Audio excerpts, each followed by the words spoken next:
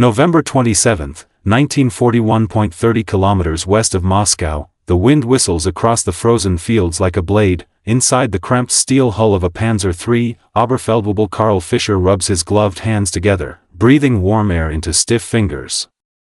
Frost creeps along the interior metal plates.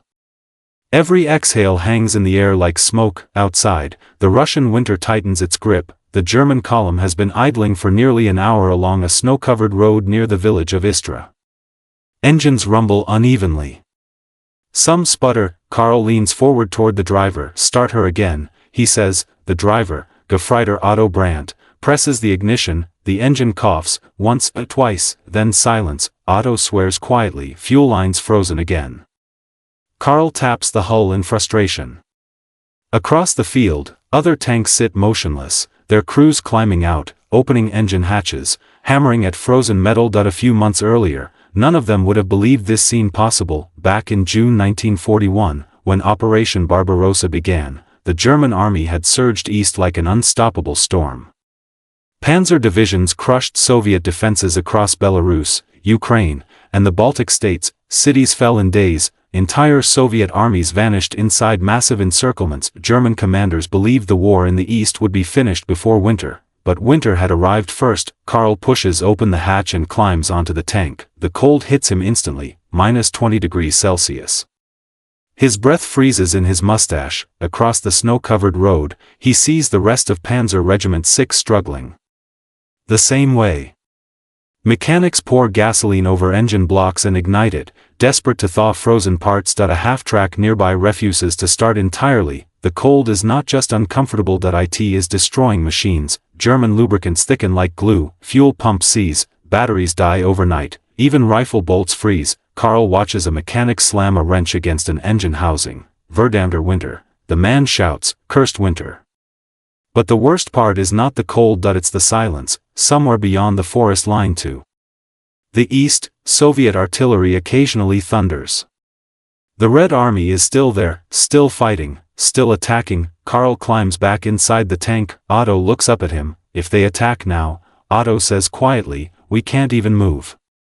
Karl doesn't answer, because he knows Otto is right. For the first time since the invasion began, the mighty German panzer forces, the spearhead of Hitler's army, are standing still, and the Soviets are not. Far to the east, beyond the frozen woods, fresh Soviet divisions are arriving from Siberia, men trained for winter warfare, troops equipped with white camouflage, fur boots, and weapons designed for the cold.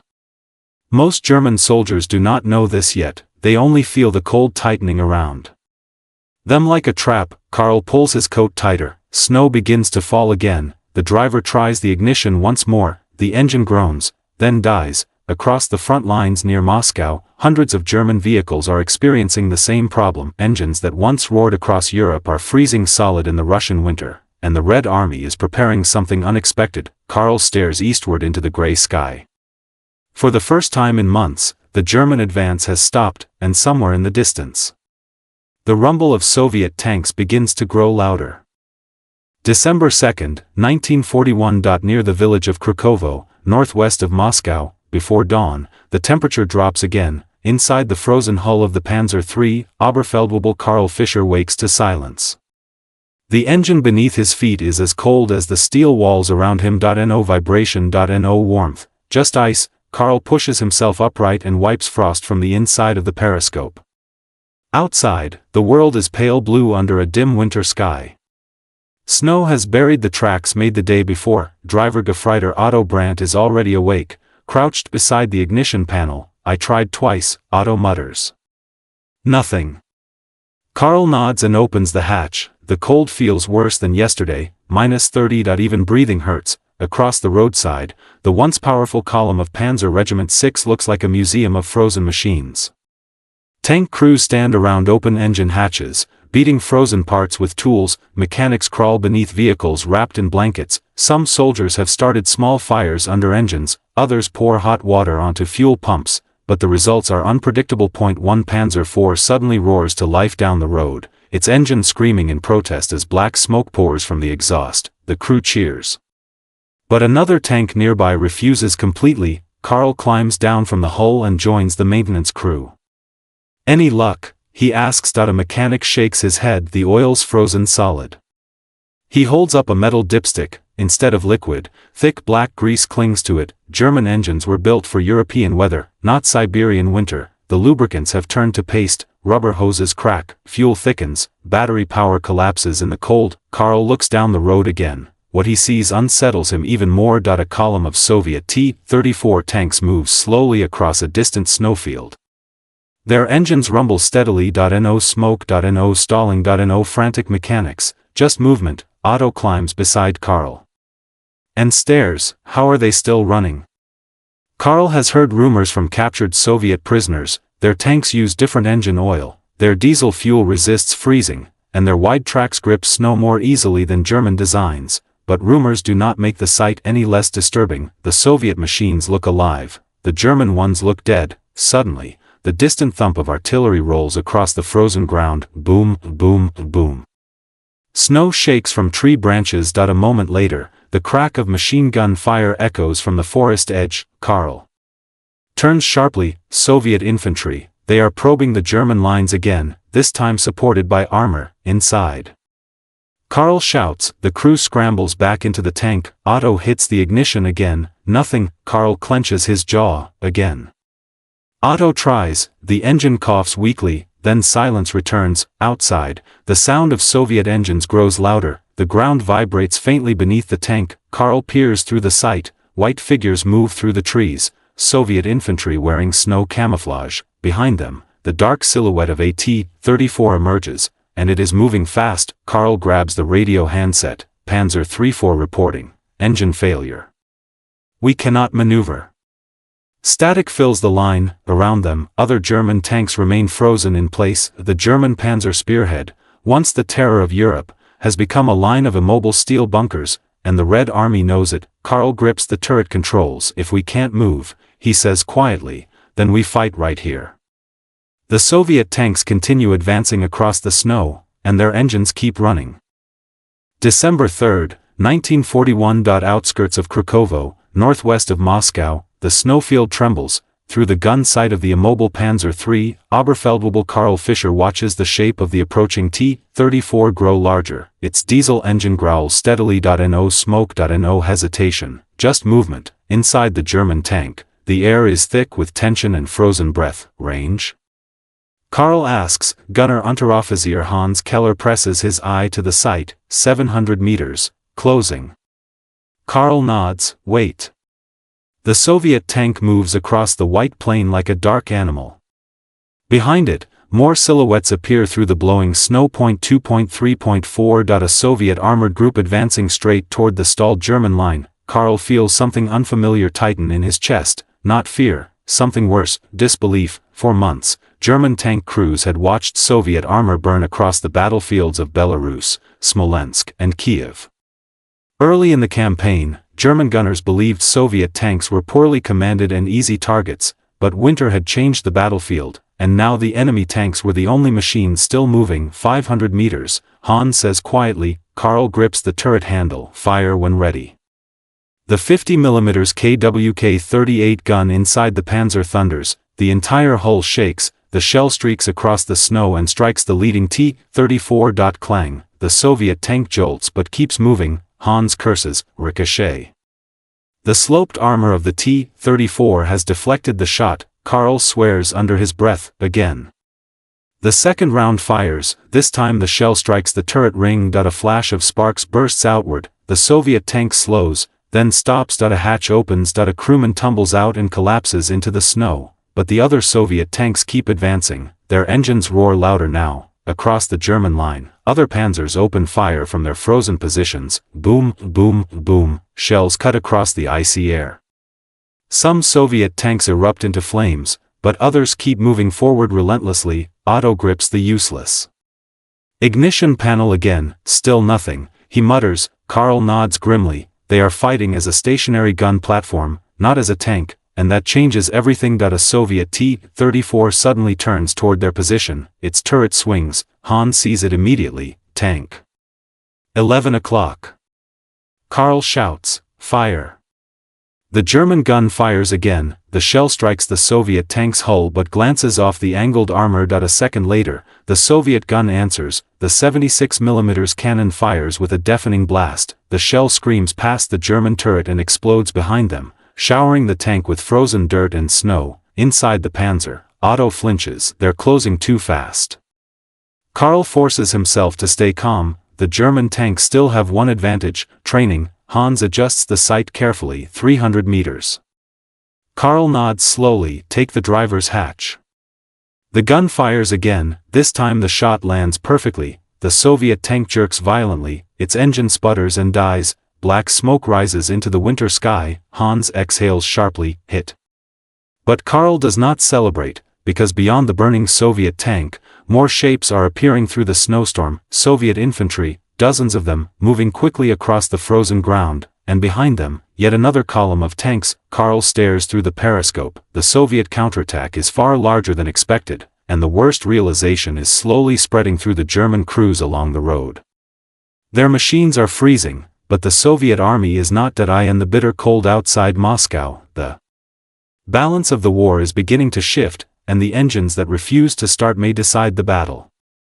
December 5, 1941. Northwest Front, near Moscow, dawn never truly arrives, the sky remains a dull gray sheet above the frozen forest as Soviet artillery begins to thunder across the front, boom, boom, boom, the ground shakes beneath the immobile German tanks along the snow-covered road near Krakovo. Inside is Panzer III. Oberfeldwebel. Karl Fischer grips the radio handset tightly as the first shells explode in the nearby woods.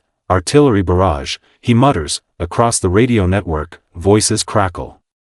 Through heavy static, German units all along the front are reporting the same thing, Soviet guns, hundreds of them. For weeks, the German army had believed the Red Army near Moscow was on the verge of collapse. Intelligence reports claimed Soviet reserves were exhausted, but those reports were wrong. In the freezing forests east of the German lines, entire Soviet armies have quietly assembled, fresh divisions from Siberia, troops trained to fight in extreme winter conditions, and this morning, they are attacking. Outside the tank, snow explodes upward as another artillery shell lands nearby, the concussion rattles the steel hull. Driver Gefreiter Otto Brandt flinches, God, they're hitting everything.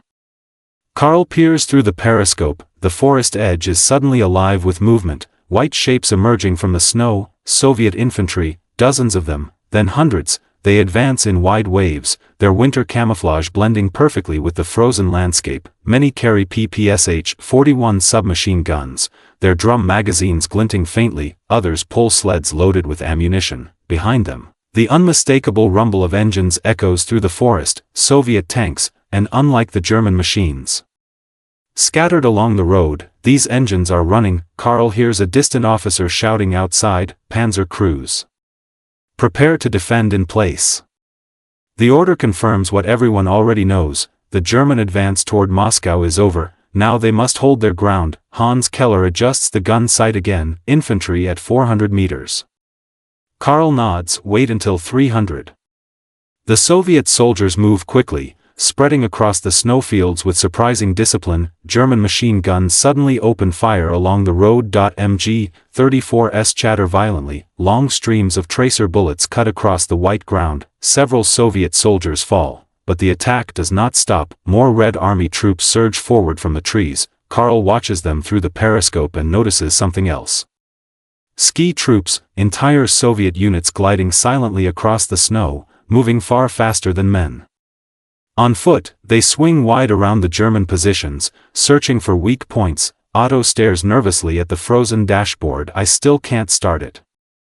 Karl does not answer. He already knows the truth. Many German vehicles have been frozen in place for days, fuel thickened, engines cracked, lubricants useless in the brutal cold. The German army had not prepared for a winter war, but the Soviets had. A Soviet T-34 suddenly bursts from the forest line, snow spraying from its wide tracks as it accelerates across the field.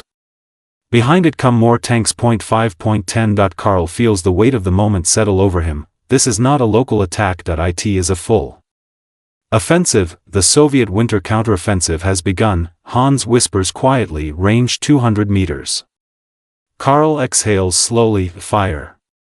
The Panzer's cannon erupts again, the shell streaks toward the advancing Soviet tank, This time the round strikes the lower hull, the T-34 shudders violently and begins to smoke, but the rest of the Soviet armor keeps coming, and the German tanks, engines frozen solid, cannot maneuver to meet them. For the first time since the invasion began, the Red Army is pushing the Germans back.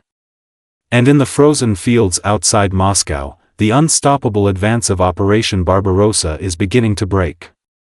December 6, 1941. Road west of Krakovo, Moscow front, the temperature has fallen again during the night, -35 degrees, even sound seems brittle in the frozen air. Inside the immobilized Panzer III, Oberfeldwebel Karl Fischer wakes to the distant roar of artillery. The Soviet attack that began yesterday has not stopped. It has only grown stronger. Outside the hatch, a pale sun struggles through heavy clouds, casting weak light across a battlefield buried under deep snow. Karl climbs out of the turret. The cold strikes instantly, biting through his gloves and uniform. Across the road, the German position looks worse than ever. Several tanks that fought yesterday now sit abandoned. Their engines died during the night. Others are surrounded by mechanics desperately trying to revive frozen machinery. One crew has lit a fire beneath their Panzer IV engine compartment. Black smoke drifts upward while two soldiers crank the starter repeatedly. Nothing happens. Karl walks toward them. What's the problem? The mechanic wipes frost from his beard. Everything, he replies bitterly. He holds up a small metal component. The fuel pump is cracked. Metal contracts in this cold, the mechanic says. Parts are breaking. Karl looks around at the frozen battlefield. German equipment everywhere is failing in ways no one had anticipated. Oil has become sludge, rubber seals shatter like glass, batteries lose power within minutes, rifle bolts jam. Machine gun springs snap. The German army that swept across Europe was built for speed and mobility, blitzkrieg. But blitzkrieg requires engines, and engines require warmth. Neither exists here.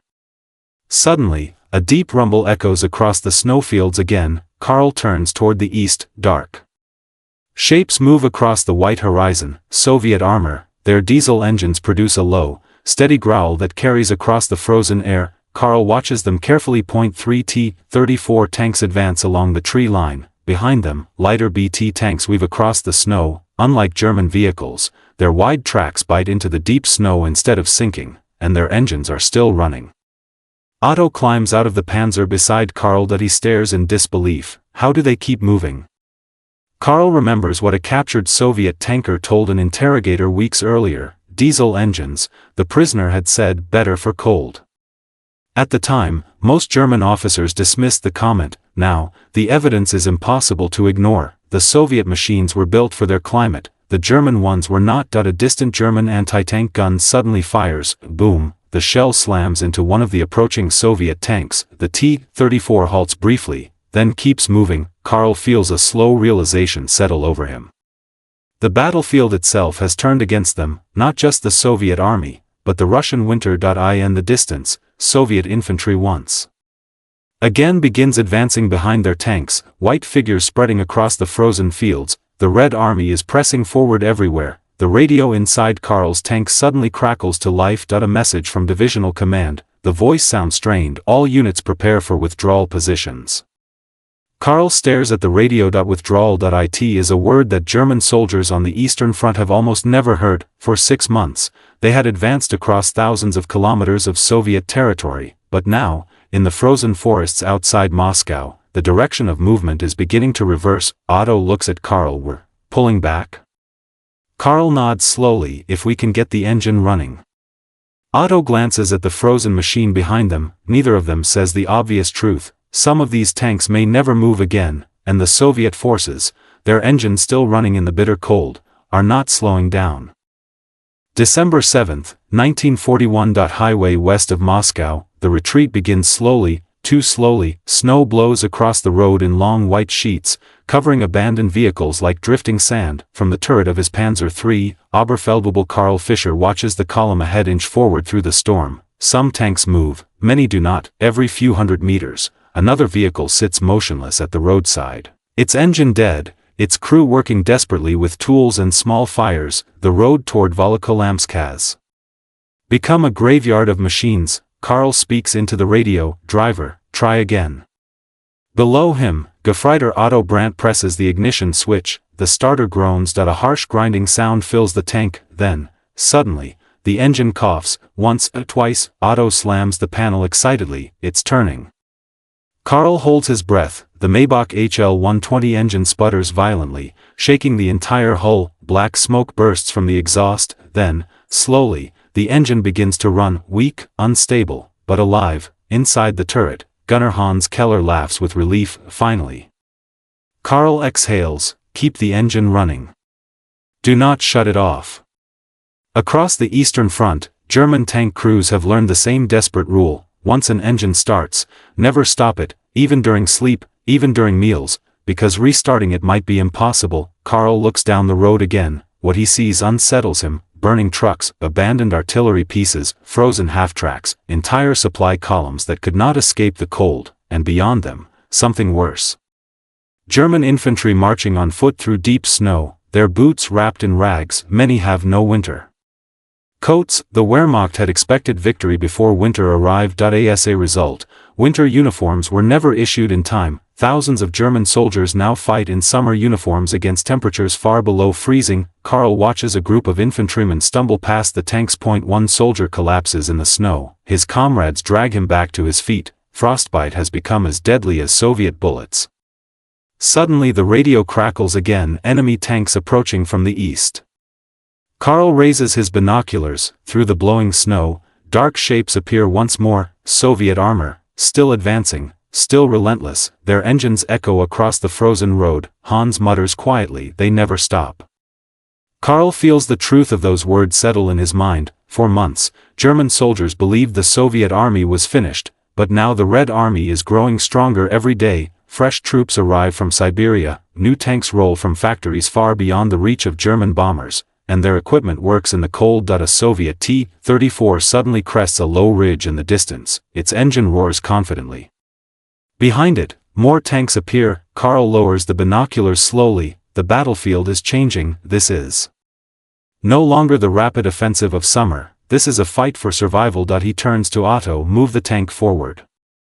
The Panzer III lurches into motion, grinding through the snow at barely 10 kilometers per hour. Around them, the German army continues its slow withdrawal westward, but the Red Army follows close behind, their engines running, their momentum growing, and the frozen battlefield outside Moscow is proving something the German commanders never expected: the Soviet Union is not collapsing. It is fighting back. December 8, 1941. Frozen forest near Volokholamsk, west of Moscow. The snowstorm arrives before dawn. Wind howls through the pine trees, carrying fine powder that stings the skin like needles. Visibility shrinks to barely 50 meters. Inside the slowly moving Panzer III, Oberfeldwebel Karl Fischer peers through the narrow vision slit. The world outside is a blur of white. Careful, he tells the driver. The road curves left ahead. Below him, Gefreiter Otto Brandt guides the tank carefully through deep snow. The engine growls unevenly but continues running, a small miracle in this weather. They have not turned it off for 30 hours. Across the forest road, German vehicles crawl westward in a long, fragile line, but the snowstorm has also brought something else: silence, too much silence. Gunner Hans Keller notices it first. No artillery, he says. Karl nods slowly. The Soviet guns that pounded them yesterday have gone quiet. That worries him more than the bombardment. He lifts the periscope again. The forest stands dark and motionless. Then he sees movement. Not tanks, men, figures gliding between the trees, fast, silent, infantry. Karl snaps, but something about them is different. They move too smoothly through the snow. Hans squints through the sight. Ski troops. Karl feels a chill that has nothing to do with the weather. Soviet ski battalions, special units trained in winter warfare, many of them from Siberia and the far north. While German soldiers struggle through waist-deep snow, these troops move effortlessly across it, and they are everywhere. Within seconds, shapes appear along both sides of the road. White camouflage, rifles raised. One Soviet soldier fires a flare. The sky explodes with red light. Ambush. Otto shouts. Machine guns erupt from the forest. Bullets hammer against the German column. Trucks skid off the road. Infantry dive into snowbanks. Karl spins the turret, left side.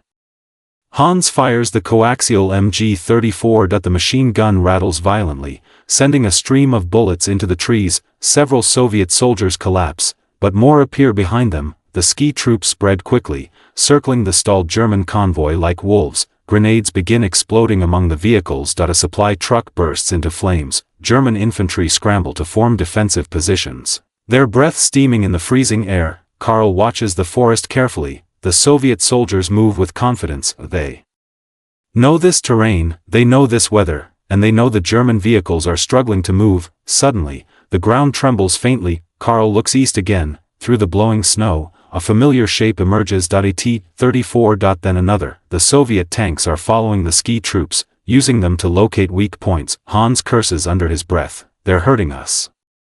Karl realizes he's right. The Red Army is no longer reacting to German moves. They are controlling the battlefield. Soviet strategy has changed. Instead of large frontal assaults, they are using mobility, skis, light armor, and winter-trained infantry to harass and cut off retreating German forces. The forest echoes with gunfire. A German half-track nearby suddenly explodes as a Soviet anti-tank rifle punches through its armor. Karl grips the turret controls tightly. We push through, he says firmly. If we stop, we're finished.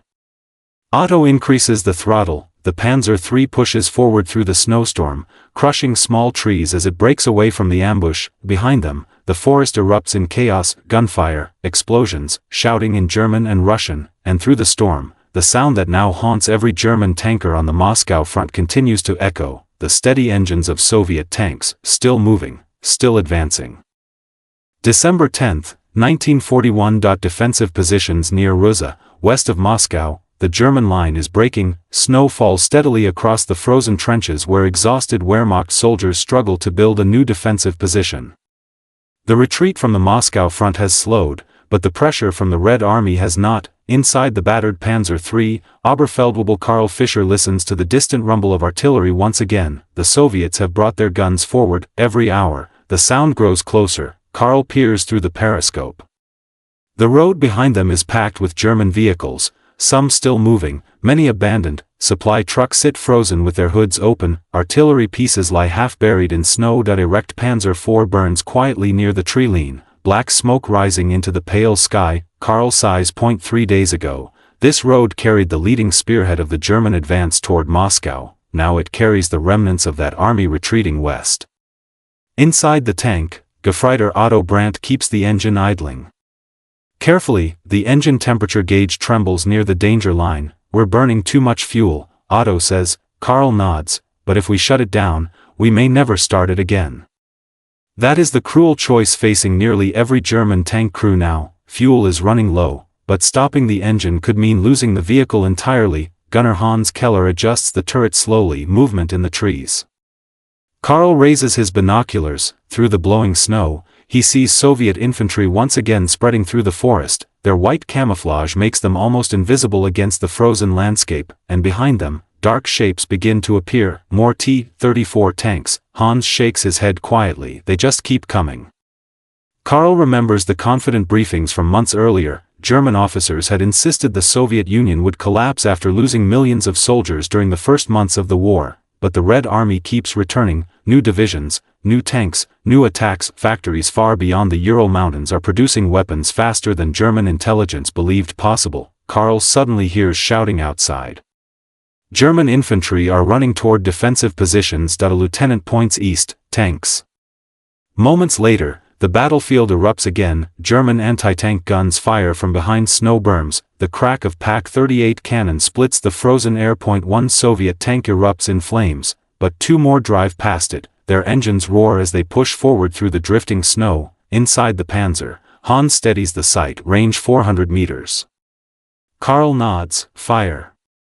The cannon blasts. The shell strikes a Soviet tank's turret, sending sparks into the gray sky. The T-34 slows briefly, then continues moving. Karl clenches his jaw. The truth is becoming impossible to ignore. German tanks can still fight, German soldiers can still resist, but the Red Army now has something the Wehrmacht no longer possesses: momentum.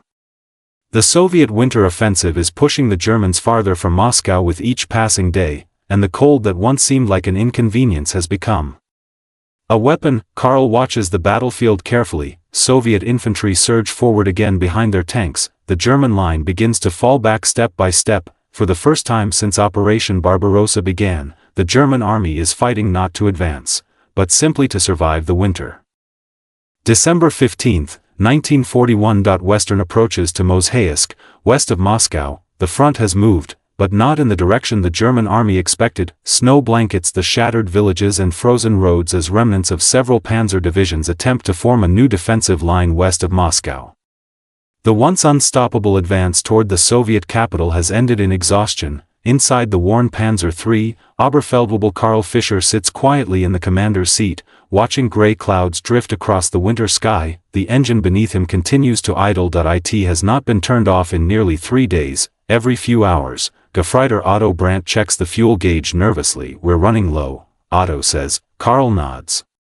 Everyone is running low: fuel, ammunition, food, even warm clothing. Outside the tank, German soldiers huddle beside small fires made from broken fences and shattered furniture taken from nearby villages. Many wrap blankets or stolen Soviet coats around their uniforms. Frostbite has become a daily enemy. Karl opens the hatch and climbs onto the turret. The cold air burns his lungs immediately. Across the snow-covered valley, Soviet artillery flashes again. Moments later, shells crash into German positions along the tree line. The Soviet offensive has not slowed. In fact, it is expanding. Fresh Red Army units continue arriving from the east, troops transferred from Siberia, once stationed along the border with Japan. With intelligence suggesting Japan will not attack the Soviet Union, these well-trained winter troops have been rushed to the Moscow front, and they are making a difference. Karl raises his binoculars again. Across the frozen valley, Soviet armor begins moving once more, dark shapes rolling steadily across the snow. T-34 tanks, their engines echo across the battlefield like distant thunder. Hans Keller climbs up beside Karl. "They never stop," Hans mutters. Karl watches the tanks carefully. For weeks, German soldiers have been asking the same question: how can the Soviets keep attacking in these conditions? The answer is becoming painfully clear. Their equipment works, their soldiers are prepared, and their factories continue producing replacements. Karl lowers the binoculars slowly. Back in June 1941, German commanders believed the Soviet Union would collapse within months. Now, 6 months later, the German army is freezing in the snow outside Moscow while the Red Army grows stronger. The war they thought would end quickly has only just begun. Suddenly, a German staff car skids to a halt nearby. An officer steps out and shouts orders to the nearby units. Karl listens carefully. New defensive line along the river. The message spreads quickly among the soldiers. Another withdrawal, another attempt to stabilize the front. Karl climbs back into the turret. Otto glances up at him. "Where to?" Karl points west. "River line. Command says we hold there." Otto nods and slowly pushes the throttle. The Panzer III crawls forward across the frozen ground. Behind them, the distant skyline of Moscow fades into the snowy horizon. For months, the German army had been racing toward that city. Now they are moving away from it, and the sound that fills the frozen battlefield behind them is the steady rumble of Soviet engines, still moving, still advancing. December 20, 1941. West of Mozhaysk, along the frozen river line, the retreat has finally slowed. A thin defensive line stretches along the icy riverbank where exhausted German units dig into frozen ground with pickaxes and bayonets. Snow covers everything: trenches, wrecked vehicles, and the silent shapes of abandoned tanks left behind during the retreat. Inside his worn Panzer III, Oberfeldwebel Karl Fischer listens to the steady hum of the engine beneath his feet. It is still running, but barely. The tank has traveled hundreds of kilometers since the summer invasion began.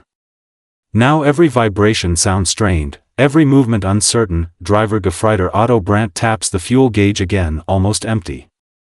Karl nods slowly. They all knew this moment would come. For nearly a week they had kept the engine running constantly, terrified that turning it off would freeze the machine forever. Now fuel itself is the problem. Karl climbs halfway out of the turret and scans the snowy battlefield. The German line here is thin. Anti-tank guns sit half-buried behind snow berms. Infantry crouch in shallow trenches, their uniforms layered with blankets and captured Soviet coats. Many soldiers move stiffly, their faces pale from frostbite and exhaustion. The winter has become as deadly as the enemy. Far across the frozen river valley, movement appears once more. Soviet troops. Karl lifts his binoculars. Columns of Red Army infantry advance carefully through the snow. behind them roll the familiar dark shapes of T-34 tanks, their engines carry clearly through the cold air, steady, confident, still moving.